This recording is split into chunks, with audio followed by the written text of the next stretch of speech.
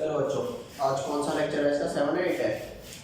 8 है ना। देखो lecture 8 coordination compounds.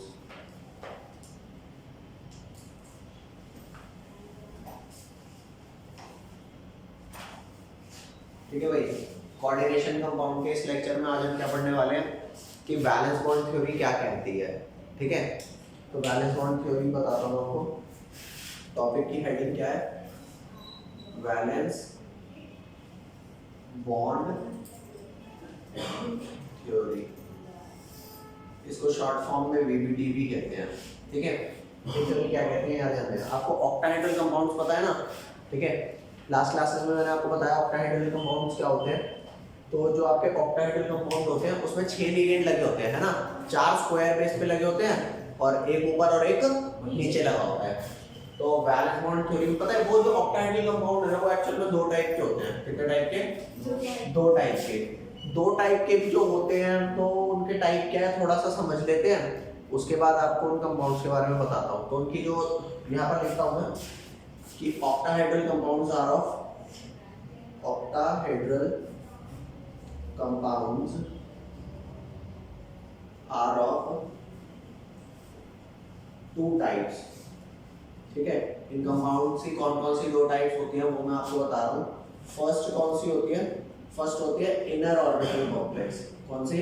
Inner orbital complex. ठीक है, और सेकंड हमारी कौन सी होती है? सेकंड हमारी होती है आउटर ऑर्बिटल कॉम्प्लेक्स। ध्यान देना भाई, बहुत इंपॉर्टेंट टॉपिक है आपका।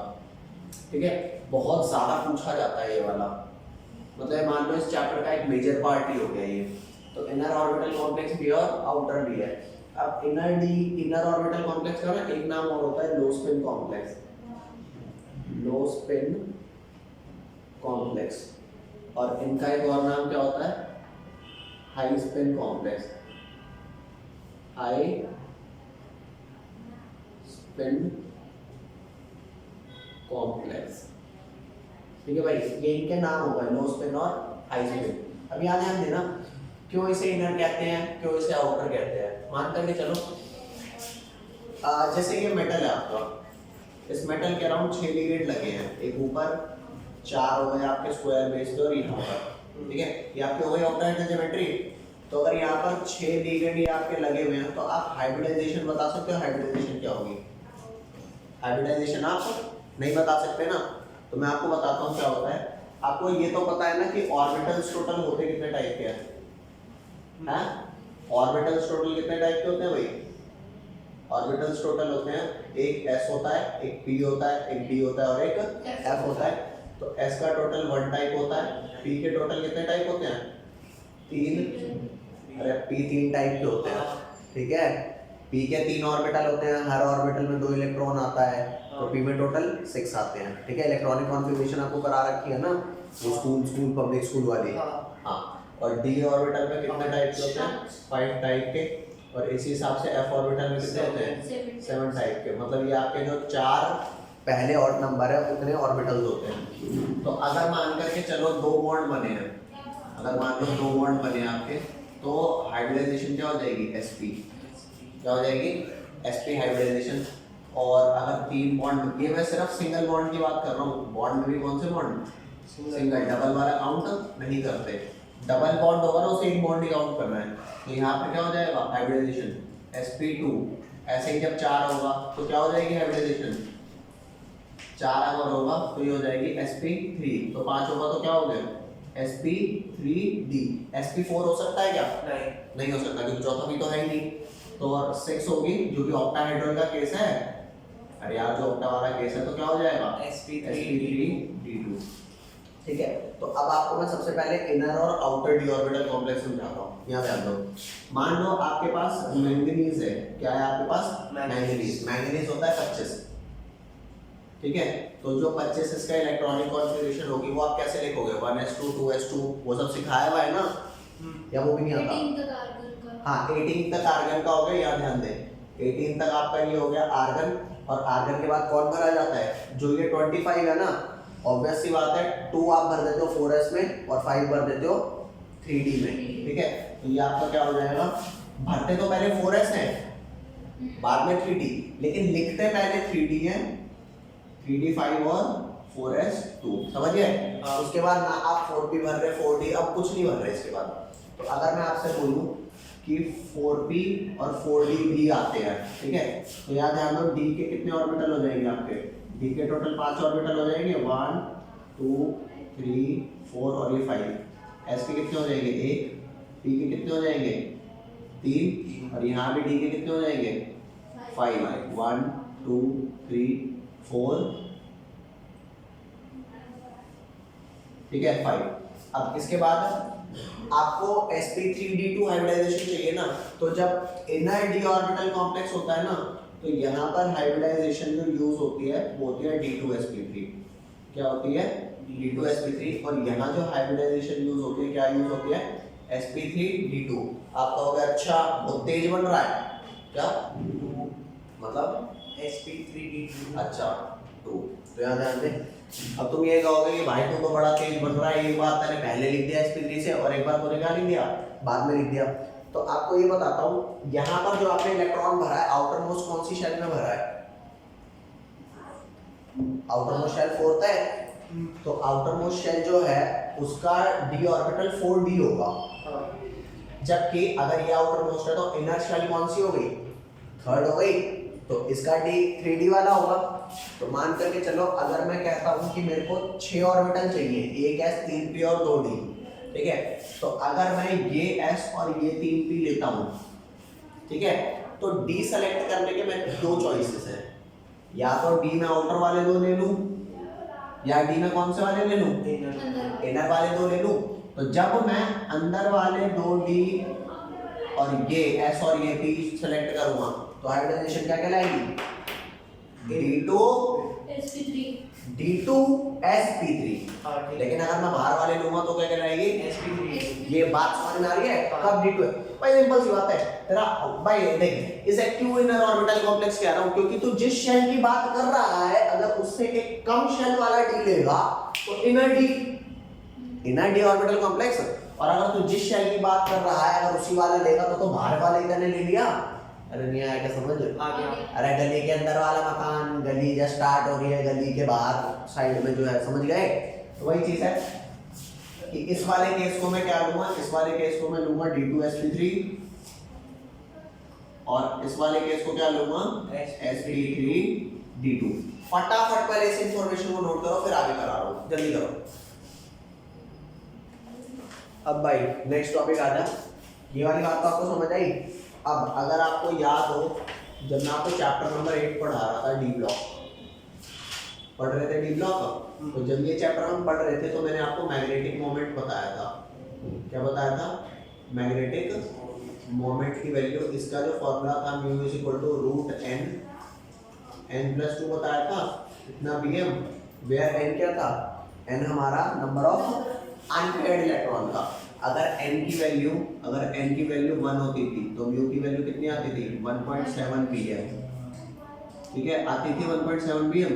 2 होती थी तो क्या आती थी 2.8 pm, और 3 होती थी तो क्या आती थी 3.9, 4 हुई तो 4.9, 5 हुई तो 5.9। याद रखने का तरीका बता दे भाई को, इसको याद रखने का तरीका ये है कि 1 2 3 4 5 लिख लें, ठीक है, उसके बाद ये भी 1 2 3 4 5 लिख दें, उसके बाद 7 8 9 9 9 9 9, अरे 7 से चेक करके देख। अगर तो n की वैल्यू, अगर नंबर ऑफ अनपेयर्ड इलेक्ट्रॉन किसी के पास 1 है, अगर किसी के पास 1 है तो 1 यहाँ डालोगे n की जगह और यहाँ 1 डालोगे तो 1 प्लस 2 कितने हो जाएगी 3, तो 3 into 1 3 आ गई, और रूट 3 की क्या वैल्यू होती है, रूट 3 की वैल्यू होती है 1.73, तो यहाँ पे 1.7 सिर्फ लिख दिया।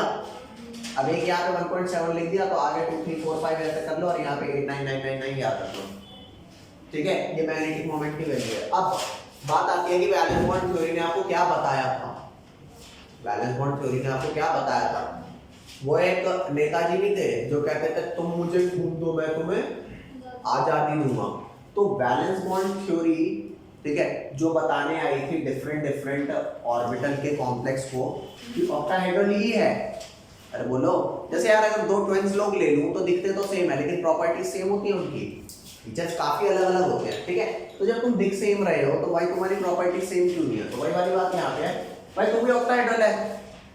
अरे आराम से पलटने से होली होली, ठीक है। तो ये भी ऑक्टाहेड्रल है और ये भी ऑक्टाहेड्रल है, लेकिन तू क्यों अलग प्रॉपर्टी शो करता है, तू क्यों अलग शो करता है? एक इनर ऑर्बिटल है, एक आउटर, कुछ तो ऐसा फर्क होगा ना जिसकी वजह से इनको ये टॉपिक लाने की जरूरत पड़ी। अरे बोलो, तो वही थी वैलेंस बॉन्ड थ्योरी। कहती क्या है? वो ये कहती है कि आप अगर मेरे को किसी कंपाउंड के मैग्नेटिक मोमेंट की वैल्यू दे दो ना, तो मैं ये बता दूंगी क्या कि जो कॉम्प्लेक्स है वो इनर डी वाला है या फिर मेरी बात दोबारा सुनो। एक चीज याद रखना है, तुम मुझे मैग्नेटिक मोमेंट की वैल्यू दो, मैं तुम्हें इनर है या आउटर है ये बता दूंगी। ये बीबीटी कह रही है, ठीक है भैया। तो ये सारा मिटा देता हूँ जो ये सारा लिखा हुआ है। यहाँ पे कोई लोचा हो तो मेरे को बताओ, है कोई भी लोचा नहीं ना? तो आ जाओ, ये सारा हटा देता हूँ मैं। ये तो डाल लेना चॉकलेट का। कौन सा? सब भाई सब उतार लो क्योंकि याद तो तुम्हें कुछ है नहीं। नहीं 2 मिनट दो। लिखो लिखो आराम से लिखो।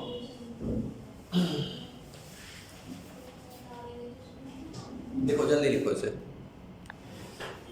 हाँ भाई, तो वैलेंस बॉन्ड थ्योरी क्या कहती है लिख दूं? हैं? वैलेंस बॉन्ड थ्योरी ये कहती है, give me magnetic moment value of any compound, ठीक है, and I will give you अबे मैग्नेटिक, ये जो वैलेंस बॉन्ड थ्योरी थी ये बोल नहीं रही थी ऐसे मुझे ये दे दोगे तो मैं तुम्हें ये दे दूंगी। अरे भाई ये तो मैं तुम्हारे को बहुत लेमन लैंग्वेज में समझा रहा हूँ कि ऐसा एग्जैक्टली वो तो अभी तुम्हें समझ भी आ जाएगा, ठीक है। तो इसने क्या कहा, give me magnetic moment value of any compound and I will give you the structure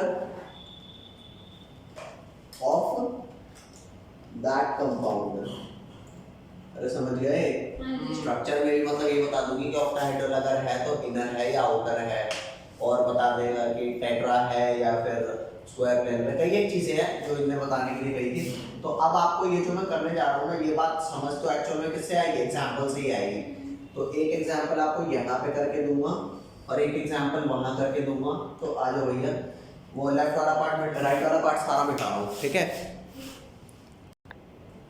आपको दो कंपाउंड दे रखे हैं, एक COF, एक क्या दे रखा है CONH3 होल 6 और यहाँ दे रखा है +3 चार्ज, ठीक है। और इसके म्यू की वैल्यू क्या प्रोवाइड करा रखी है? 0 Bm, ठीक है। और एक कंपाउंड और दे रखा है ये वाला, एक कंपाउंड दे रखा है COF6, इसको दे रखा है -3 और इसके म्यू की वैल्यू पता है कितनी प्रोवाइड करा रखी है? 4.9 Bm, ठीक है। एक है ना मशीन आती है, मशीन कुछ मतलब कुछ तरीका है इन सबों के पास कि ये मैग्नेटिक मोमेंट की वैल्यू पहले ही पता लगा लेते हैं, ठीक है। तो उन्होंने इसकी पता लगा के दी कि इस बीबीटी के पास गए, हाँ जी बीबीटी जी मैग्नेटिक मोमेंट की वैल्यू लगा दो कंपाउंड की, बता दोगे कौन सा इनर है कौन सा आउटर है? बीबीटी ने कहा जी क्यों नहीं, वो कहते जी बताओ। तो उन्होंने कहा ठीक है मैं कुछ कर रहा हूँ, तब तक के लिए आप सबर करिए, जाइए बाहर हॉल में बैठिए, ठीक है। तो इसने कहा अच्छा भाई ठीक है। तो कोबाल्ट जो होता है, कोबाल्ट का एटॉमिक नंबर क्या होता है? 27। कोबाल्ट का एटॉमिक नंबर क्या होता है? 27। तो 27 से आप समझ गए आर्गन 18 है, 4s2 3d7 और 4s बाद में लिखा जाएगा 3d पहले। ये बात तो समझ गया ना, इसमें तो कोई लोचा नहीं। तो आजा, तो इसका लिख दे ग्राउंड स्टेट इलेक्ट्रॉनिक कॉन्फ़िगरेशन क्या हो जाएगी इसकी? ये हो जाएगी आर्गन 18, ठीक है भाई, 3d7 4s2 4p में कोई इलेक्ट्रॉन नहीं, 4d में भी कोई इलेक्ट्रॉन नहीं, मानते हो नहीं मानते? है ना। फिर अब क्योंकि कोबाल्ट पे कितना चार्ज है? +3। कोबाल्ट पे कैसे +3 चार्ज है? मैं कोबाल्ट वाले चार्ज को x मान लूं और अमोनिया जीरो चार्ज का होता है इक्वल टू ओवरऑल चार्ज, अरे इनके सारे चार्ज इक्वल टू ओवरऑल, तो x की वैल्यू +3 आ गई। तो जब x की वैल्यू +3 आ गई तो मेरे को कोबाल्ट कौन सी स्टेट में मिला, +3। तो +3 में मतलब कितने इलेक्ट्रॉन, 24, ठीक है। मतलब 3 इलेक्ट्रॉन निकालने हैं ना, तो 3 इलेक्ट्रॉन कैसे निकलेंगे, जो आपके इलेक्ट्रॉन सारे भरे हैं आउटर मोस्ट से सबसे पहले 2 निकालोगे, अरे बोल भाई, और एक इससे निकालोगे तो क्या रह जाएगा, 4s में 8 भी नहीं, और 3d में 7 की जगह कितने हो जाएंगे, 6। अरे बोलो भाई, तो ये आ जा, ये लिखते हैं यहाँ पे, जो आर्गन 18 आपका है पहले से, वो आपका क्या होगा, 3d6 4s0 4p0 4d0। Is that clear? ये हमने इससे किया था कि बैलेंस। हाँ, तो अब यहाँ पे d के 6 बना लेते हैं, 1 2 3 4 ये, और s का 1 बन गया, p के कितने बन गए, 3 1 2 3 4, है ना। और p के तो 3 ही बनने थे ना, अरे ये मिस्टेक हो गई है, p के मात्र 3 बनने थे, 1 2, और ये कितना बनना था, 5 1 2 3 4, ठीक है भाई, ये बन गया। अब d में कितने इलेक्ट्रॉन भरने हैं, d में 1 2 3 4 5, और ये कितना है, 6। ये बात समझ आ रही है? हाँ, इसमें 4s 4 के और 4d तो 0 है, हाँ, फिर क्यों बनाया होगा? क्योंकि अब इनका यूज होता है, इनका यूज होता है। तो यहाँ पर कितने हैं, तू मेरे को एक बात बता, फिलहाल यहाँ पर जो मैग्नेटिक मोमेंट की वैल्यू है कितनी है, 0, ठीक है, और इसके पास कितनी है अनपेयर्ड इलेक्ट्रॉन है, इसके पास 4 अनपेयर्ड है। लेकिन अगर जीरो मैग्नेटिक मोमेंट हो तो उसका मतलब क्या है, अनपेयर्ड इलेक्ट्रॉन कितने होने चाहिए, 0 ही होने चाहिए। जब जीरो मैग्नेटिक, भाई 1 है तो 1.7 है, ये बढ़ रहा है तो वैल्यू बढ़ रही है, तो अगर जीरो मैग्नेटिक मोमेंट की वैल्यू है तो अनपेयर्ड इलेक्ट्रॉन अकॉर्डिंगली 0 आने चाहिए। ये भैया जी कितने लेके बैठे हैं, 4 लेके बैठे हैं। ये सिंपल सी बात है यार, एक आदमी कहता है, जैसे तुमने बसों में देखा है, पता नहीं तुम लोग तो बसों में चले भी नहीं होंगे, बस में एक बड़ा इंसान बैठा है, एक छोटा बच्चा बैठा है, तो अगर छोटा बच्चा खिड़की वाली सीट लेके बैठा है ना और कोई बड़ा आ गया तो यूं कहेगा ऐसे बच्चे को ले लो गोद में और सीट खाली करो, हम बैठेंगे। ये बात समझ रहे हो नहीं समझ रहे? तो वही चीज है कि मैग्नेटिक मोमेंट की वैल्यू उसकी 0 pm थी, एक्सप्लेनिंग जो क्या अपने को बात एक्सप्लेन करती है कि बेटे अनपेयर्ड इलेक्ट्रॉन तेरे पे 0 है। अच्छा, तो जब मेरा cobalt NH3 plus NH36 plus 3 था तो यहाँ पर कोबाल्ट की कॉन्फ़िगरेशन में 4 अनपेयर्ड आए नहीं आए, ठीक है। ये 4 अगर अनपेयर्ड ऐसे ही रहे तो 4 अनपेयर्ड के हिसाब से तो मैग्नेटिक मोमेंट 4.9 आना चाहिए। ये कहेगा सुन मेरी बात, ये जो तू 4 के बराबर लिए बैठा है ना, 4 के बराबर आना नहीं चाहिए तेरा। एक काम कर, जल्दी से सटाक से पेयर हो, इधर जल्दी से इधर पेयर हो। वो कहेगा क्यों बाबूजी, क्या तेरे पे लाइसेंस ही नहीं है 4 का? 4 या तो तेरा मैग्नेटिक मोमेंट 4 के हिसाब से होता, अरे बोलो नहीं है ना। तो कहेगा चल बेटा अंदर। जैसे ही वो अंदर जाएगा तो अब इस वाले मामले को मैं ऐसे ही बनाऊंगा। कैसे बनाऊंगा, कैसे बनाऊंगा, ये वाला जो है मेरे पास 3d6 तो रहेगा, 1 2 3 4, ये ऐसा रहेगा, 1 2 3 4 बिल्कुल रहेगा ऐसा। लेकिन ये जो तेरे 4 अनपेयर्ड थे ना, ये अब सारे क्या हो जाएंगे, पेयर्ड हो जाएंगे। तो अब बता अंदर के 2d ऑर्बिटल खाली है या नहीं है ना। तो मैं अंदर वाले 2d यूज करूँ या बाहर वाले? अंदर वाले। बंदा कहेगा यार बहस की कुछ कोई से कर ले, क्या फर्क पड़ रहा है। मेरे को एक बात बताओ, अगर तुम्हारे को पैसे की जरूरत पड़ी तो तुम क्या चाहोगे कि घर से ही मिल जाए या बाहर से लेने पड़े? घर से ही मिल जाए। तो वही वाली बात है कि हर कॉम्प्लेक्स जो है ना वो चाहता क्या है, याद है मेरी बात, हर कॉम्प्लेक्स क्या चाहता है कि मैं इनर डी ऑर्बिटल कॉम्प्लेक्स बनाऊं, आउटर वाला ना बनाना पड़े। लेकिन मान लो अगर ऐसी आई गई नीड की यार अंदर वाले तो मिल नहीं रहे, बाहर से ही काम चलाना पड़ेगा, बोलो। तो वही चीज है कि हर ऑर्बिटल है ना पहले चाहेगा, अगर मेरे को ऐसी गलती इनकी मिल गई कि भैंस की पूछ तुम्हारे पास 4 एम्पीयर बराबर नहीं है मैग्नेटिक मोमेंट, तो बेटे 60 अंदर चलो, मेरे को 2 अंदर वाले खाली करके दो। तो ये 2d, ये s और ये 3p मिलके कौन सा हाइब्रिड ऑर्बिटल बनाएंगे? ये हाइब्रिड ऑर्बिटल बनाएंगे d2 sp3।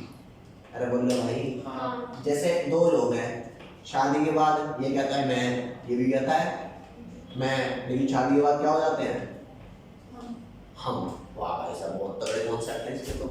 यहाँ ध्यान दे, ये बात समझ में आ रही है क्या आ रही है? तो कुल मिला करके पहले ये डी था, ये डी था, ये एस था, ये पी था, पी था, पी था, है ना? लेकिन जब ये हाइब्रिड, अरे हाइब्रिड होने का क्या मतलब होता है? दो चीजों का मिलना और सेम प्रॉपर्टी हो जाए ना। तो जो ये तेरे ऑर्बिटल मिले ना, अब इनका क्या नाम हो जाएगा?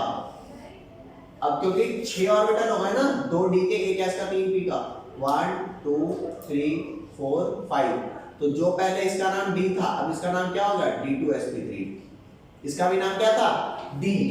इसका भी नाम d2sp3, इसका भी नाम d2sp3, इसका भी नाम d2sp3।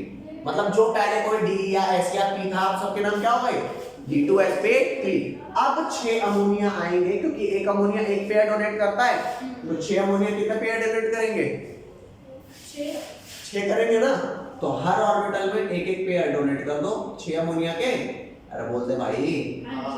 ठीक है, तो मैं इसे क्या बोलूं? इनर ऑर्बिटल कॉम्प्लेक्स या आउटर?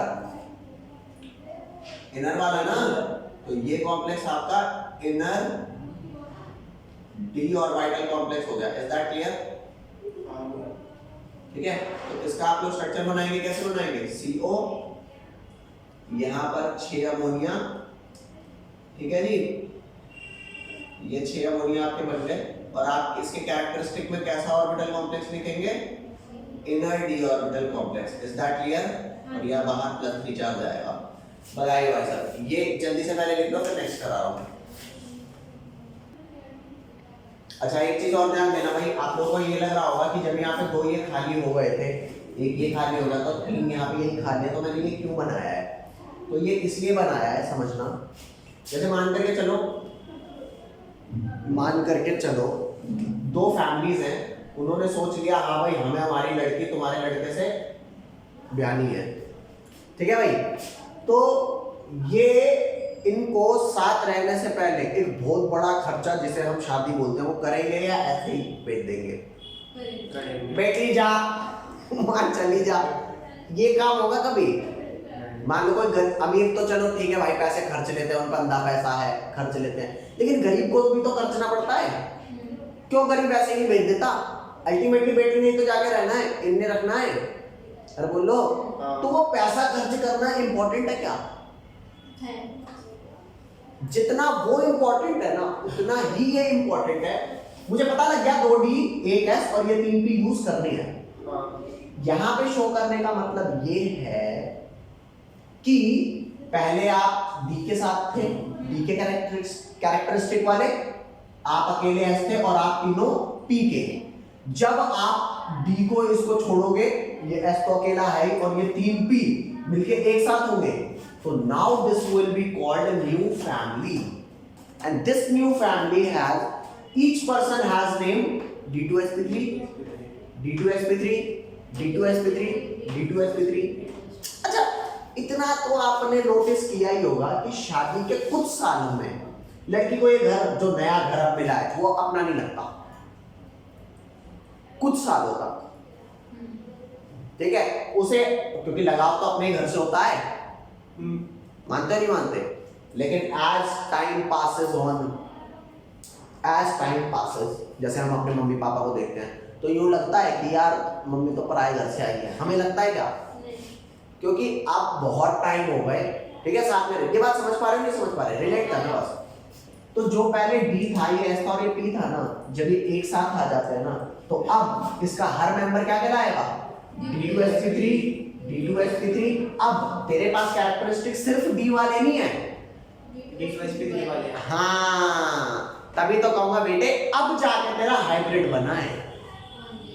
तो बिफोर कि कोबाल्ट के D, S और P में अमोनिया अपने लोन पेयर डोनेट करें, वो कहेगा जाओगे सबसे पहले सारे के सारे एक सिमेट्री के बन के आओ। क्या बोल रहा है? अबे एक जैसे बन के आओ यार। एक जैसा बनना क्यों जरूरी है, ये बात मैं आपको भी ढंग से नहीं समझा पाऊंगा।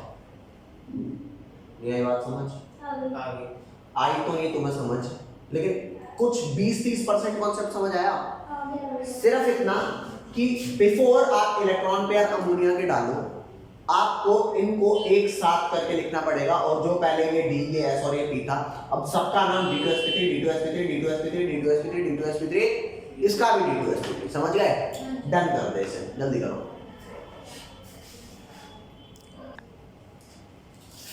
अब भाई यहाँ ध्यान देना, जो आपका ये तो चलो ठीक है, आपको जितना समझ आया उतना आ गया। नेक्स्ट की बात करते हैं। यहाँ पर बताना कोबाल्ट पे क्या चार्ज है। मान करके चलता हूँ कोबाल्ट पे एक्सेप्ट फ्लोरीन पे क्या होता है, -1। तो -1 के हिसाब से 6 है, इक्वल टू ओवरऑल चार्ज क्या है, भाई कोबाल्ट का x होगा, इसका -1 के हिसाब से 6 का, तो ओवरऑल -3 शो कर रहा है। तो x -6 इक्वल टू -3, तो x की वैल्यू कितनी आई, वही +3। मतलब कोबाल्ट यहाँ भी +3 था, यहाँ भी +3 है, लेकिन अमोनिया के साथ वो इनर्टी कॉम्प्लेक्स दे रहा है, फ्लोरीन के शायद पता नहीं शायद क्या दे रहा होगा। तो यहाँ ध्यान देना, कोबाल्ट आपका क्या होता है, कोबाल्ट आपका वही होता है 27। तो 27 में आपकी कॉन्फ़िगरेशन क्या हो जाएगी, आर्गन वाली हो जाएगी 18, और ये हो जाएगी आपकी 3d 7 4s 2 4p0 4d 0। ठीक है, तो ये बना भाई साहब। ये यहाँ तक तो कोई लोचा नहीं ना। अगले स्टेप में आपको क्या चाहिए, कोबाल्ट +3 चाहिए जो कि 24 है, तो 4s से दोनों निकल जाएंगे और 3d से एक निकल जाएगा। बात मानते हो नहीं मानते? ठीक है, यहाँ पर ध्यान देना, आर्गन वही जाएगा 18,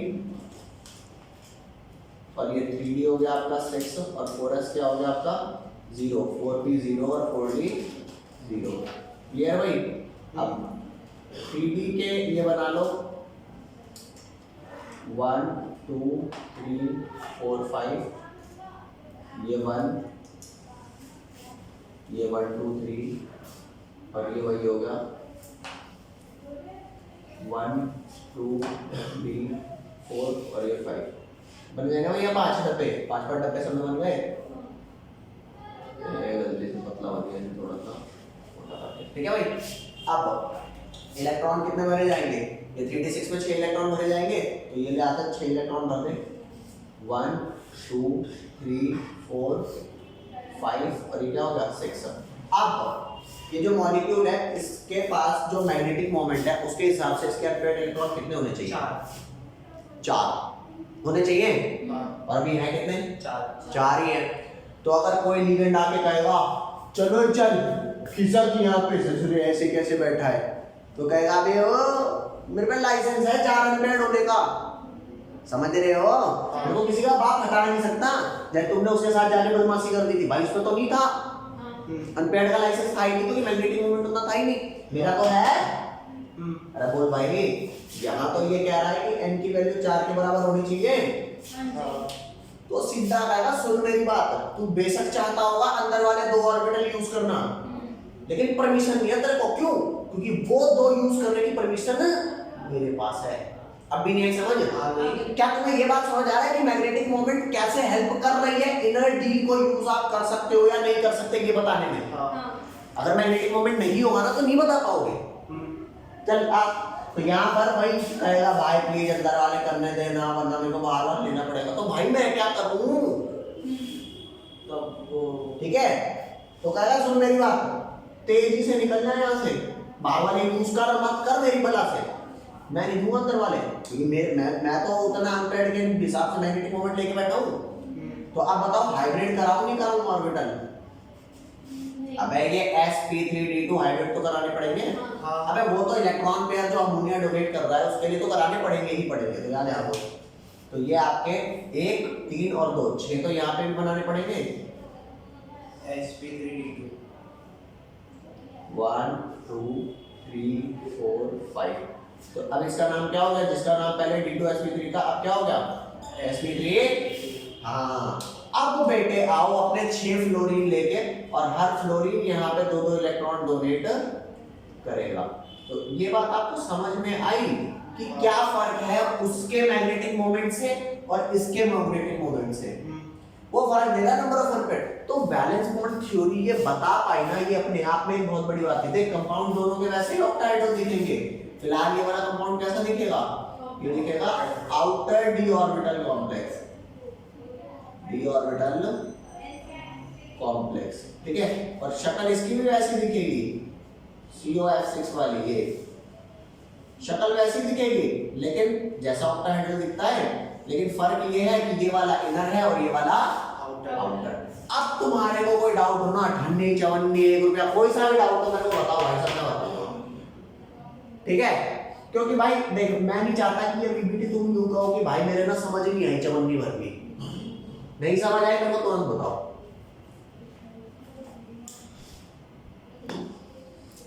चलो भाई, तो फिलहाल तो अभी ये थ्योरी, ठीक है। आपको कुछ वर्ड्स बताता हूँ जो आपको वीबीटी के क्वेश्चन करने में थोड़ी सी हेल्प करेगी, ठीक है। एक चीज होती है पैरामैग्नेटिक और एक होती है क्या, डायमैग्नेटिक। तो यहाँ पे पहले लिख देते हैं पैरामैग्नेटिक क्या होता है, मुझे याद ठीक आ है। गया। पैरामैग्नेटिक कंपाउंड्स क्या होते हैं, बताइए, कुछ याद आ गया तो फिजिक्स में पढ़ा है। बता दें। डायमैग्नेटिक शायद ज्यादा होती है। क्या ज्यादा बदतमीज होते हैं नहीं, पैरा वाले कम, जैसे उसका जो होता है ना, जैसे बाहर मैग्नेट वाला होता है, शायद पैरा से कम जाता है, डाय से ज्यादा हो जाते हैं। अरे रहने दो, चलिए करा दो। पैरामैग्नेटिक कंपाउंड और डायमैग्नेटिक, डायमैग्नेटिक नहीं होता, डाई नहीं होते, डाया डाया डायमैग्नेटिक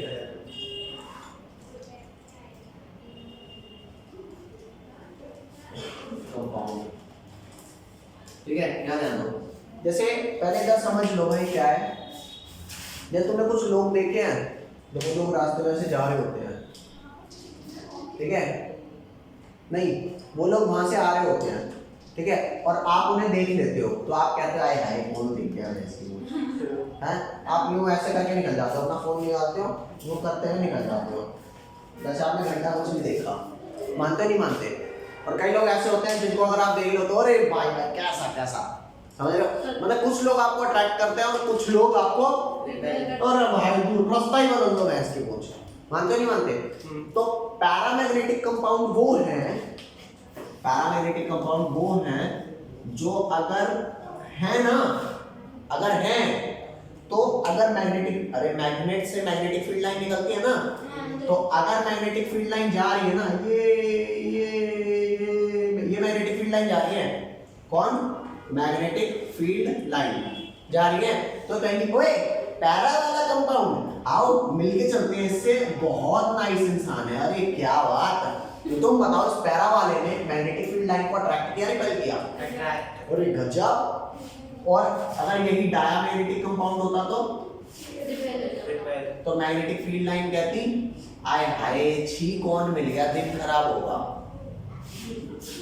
अरे भाई दूर रहो इससे, ये गंदा इंसान है। समझ गया नहीं समझ गए। तो diamagnetic compound are those who repel the magnetic field line या don't allow to pass magnetic field line through them, और ये वाले क्या करते हैं, अट्रैक्ट। ये बात समझ आएगी नहीं आएगी, ठीक है। तो इसको फिलहाल मैं मिटा देता हूँ। अरे बोल भाई समझ आया कि नहीं आया, बना बना लो भाई, इंपॉर्टेंट है ये। ले यहाँ पर लिख ले पैरामैग्नेटिक कंपाउंड, पैरामैग्नेटिक कंपाउंड को फिलहाल पीसी लिख दूं और इन डायमैग्नेटिक डीसी लिख देता हूँ ऐसे for the timing.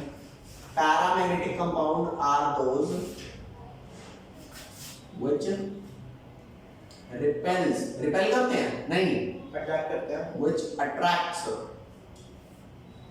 the magnetic field line। क्या करते हैं भैया, अट्रैक्ट करते हैं मैग्नेटिक फील्ड लाइन, है ना।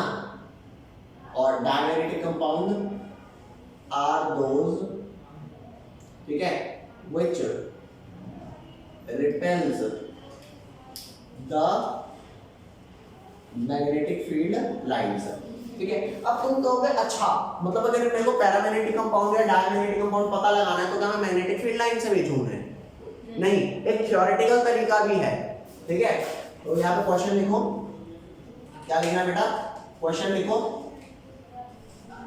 How we can find theoretically एक सेकंड रुक जा, हाँ, how we can find theoretically that, करते रहो बात करते रहो, how we can find that whether compound is paramagnetic, paramagnetic को फिलहाल पैरा लिख रहा हूं, और डायमैग्नेटिक, ठीक है। तो यहां लिखना answer, if metal have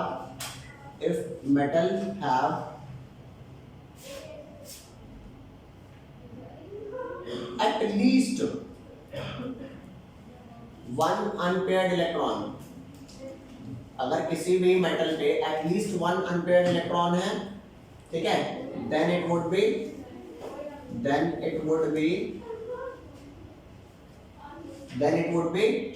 paramagnetic, otherwise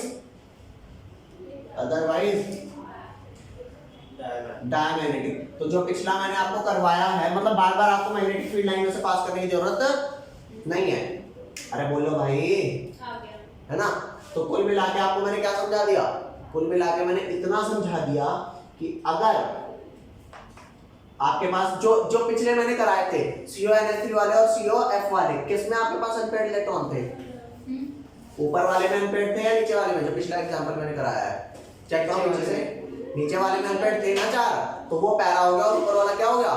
dia, ठीक है। और एक चीज और याद रखना, अगर नंबर ऑफ अनपेयर्ड इलेक्ट्रॉन कम है तो वीक पैरामैग्नेटिक, और ज्यादा है तो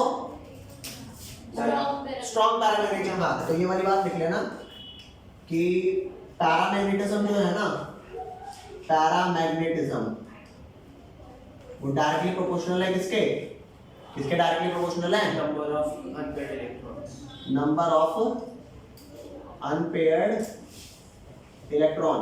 if less number of unpaired electron, ठीक है, तो वीक पैरामैग्नेटिज्म, पैरामैग्नेटिक,